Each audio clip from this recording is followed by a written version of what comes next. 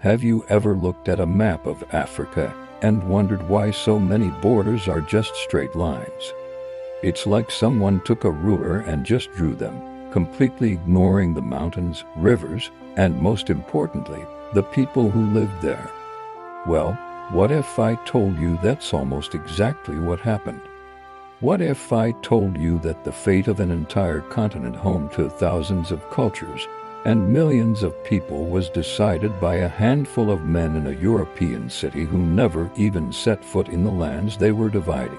This isn't just a quirky bit of history, it's the story of how a conference in Berlin created a geopolitical earthquake that Africa is still reeling from today. In this video, we're going to pull back the curtain on one of the most audacious and consequential events in modern history, the Berlin Conference of 1884. We'll journey back to the 19th century to understand what fueled the scramble for Africa, a frenzied race for colonial territory. We'll sit in on the meetings where European powers, with zero African representation, carved up the continent like a cake, creating the artificial borders that have fueled conflict and division for over a century.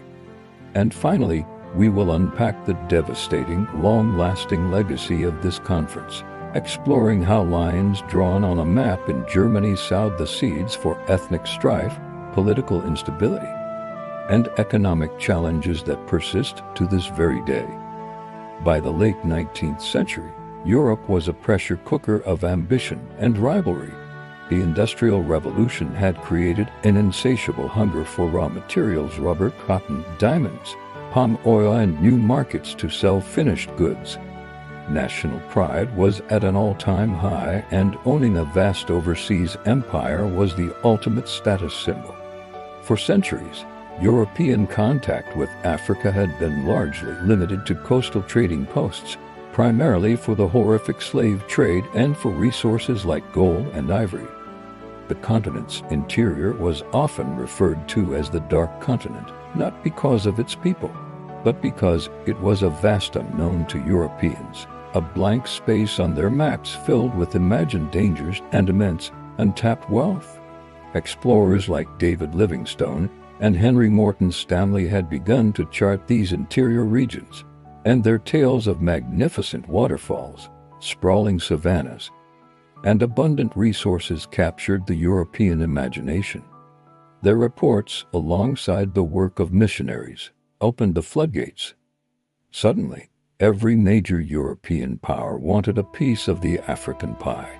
King Leopold II of Belgium, a man of singular and terrifying greed, set his sights on the vast Congo River basin. He cleverly disguised his colonial ambitions as a philanthropic mission, creating an organization to civilize the natives and end the Arab slave trade. In reality, he was creating a personal fiefdom, the Congo Free State, which would become a scene of unimaginable brutality and exploitation, all to extract rubber and ivory. France, already established in Algeria, began pushing eastward from Senegal. Britain was securing its interests in Egypt to protect the Suez Canal, its vital artery to India, and expanding its colonies in the south. Portugal, with its centuries-old claims in Angola and Mozambique, felt its historical position threatened. And the newly unified and powerful Germany, under Chancellor Otto von Bismarck, decided it couldn't be left behind. The race was on. It was chaotic, unregulated, and dangerous. Tensions flared as different European expeditions crossed paths, staking competing claims. The scramble was threatening to turn into a full-blown European war fought on African soil. Something had to be done to manage the competition, and Bismarck, the master statesman of Europe, saw an opportunity.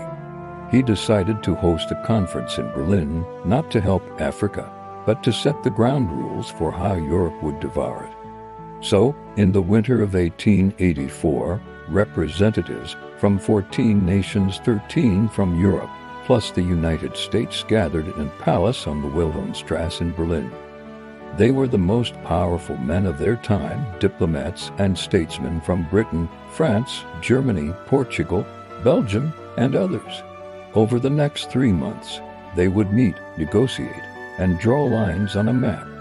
Conspicuously, shockingly absent from this grand meeting about the future of Africa was a single African. Not one king, not one chief, not one community elder, not one representative from the entire continent was invited to the table. Their fates were being decided for them thousands of miles away by men who viewed their lands as nothing more than a collection of resources to be exploited and their people as subjects to be ruled. The conference's stated goals were noble-sounding: to end the slave trade, to ensure free trade along the Congo and Niger rivers, and to establish a set of rules for future colonial claims. But the unstated goal, the real purpose, was to prevent the European powers from going to war with each other over the spoils of Africa. The core principle they established was called the principle of effective occupation. This meant that a European power could claim a piece of African land only if it could demonstrate that it had a real presence there. Things like treaties with local leaders, often coerced or fraudulent, a flag flying, and a local administration or military force to enforce its authority. This principle, which sounded so orderly on paper, unleashed a mad dash. It was no longer enough to just claim a territory, you had to occupy it. Colonial officers, missionaries, and soldiers fanned out across the continent, forcing local chiefs to sign treaties they couldn't read, planting flags on village squares, and establishing outposts. Any resistance was met with a brutal and technologically superior military force. Within just 2 decades, the colonial conquest was nearly complete. In 1870, only 10% of Africa was under European control. By 1914, it was over 90%. Only Ethiopia, which successfully repelled an Italian invasion, and Liberia, a state founded by freed American slaves, remained independent. The most catastrophic outcome of this arbitrary division was the complete and total disregard for the human geography of Africa. The men in Berlin were working with inaccurate and incomplete maps. They knew nothing of the complex tapestry of ethnic, linguistic, and religious groups that crisscrossed the continent. They were utterly ignorant of a land that was home to over 10,000 different states and autonomous groups with their own distinct languages and cultures. So they drew straight lines. They used lines of latitude and longitude. They followed rivers and mountain ranges when convenient, but more often than not, they just drew lines that cut straight through the heart of established communities and ancient kingdoms. The result was a geopolitical nightmare. The Yu people were split between the German colony of Togoland and the British Gold Coast, modern-day Ghana, and Togo. The massive Hausa Fulani kingdoms were divided between British Nigeria and French Niger. The Somali people found themselves scattered across 5 different colonial territories: British, French, Italian, and Ethiopian. Imagine your hometown, your community, your family, suddenly being sliced into by an invisible line drawn by a foreign power.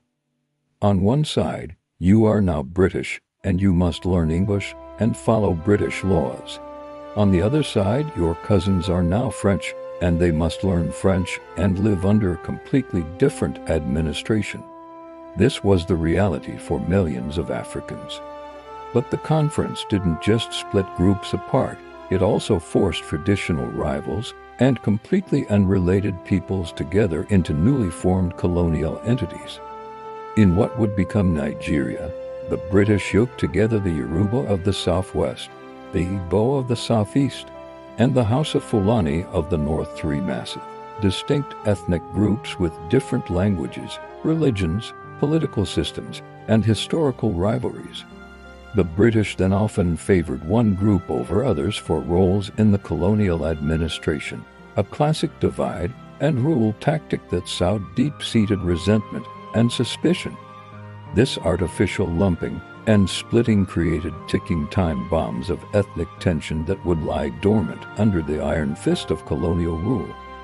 only to explode violently once independence was achieved. This is the true, devastating legacy of Berlin. The borders didn't just divide land, they divided people. They created the framework for countless future conflicts. When African nations began gaining their independence in the mid-20th century, they inherited these illogical, artificial borders. To redraw them would have been to risk plunging the entire continent into a massive, unending war. So, they were kept. But the internal tensions remained. The Nigerian Civil War, the Biafran War in the late 1960s, a horrific conflict that killed over 1 million people, was a direct result of the ethnic and regional tensions between the Igbo and the Hausa Fulani-dominated federal government tensions that were baked into the country's very creation by the British. The Rwandan genocide of 1994, where Hutu extremists slaughtered hundreds of thousands of Tutsis, had its roots in the social hierarchy that Belgian colonialists had formalized and exacerbated, pitting the two groups against each other. From the Horn of Africa to the Congo, the ghosts of the Berlin Conference have haunted the continent, fueling civil wars, secessionist movements, and political instability for generations. So, the next time you see those straight and natural lines on a map of Africa, remember they are not just lines. They are the scars of history carved into the continent by European ambition in a conference hall in Berlin. They represent the moment when the fate of 10,000 societies was decided by 14 foreign powers, without a single African voice in the room. This act of breathtaking arrogance set in motion a chain of events that has shaped the modern world, a story of power, greed, and consequences that continue to unfold today. Understanding this history is not about assigning blame, it's about understanding the present. It is about recognizing the deep and complex roots of the challenges and conflicts that many African nations face, and appreciating the incredible resilience of a continent that continues to strive, innovate, and build its future, even in the long shadow of its colonial past.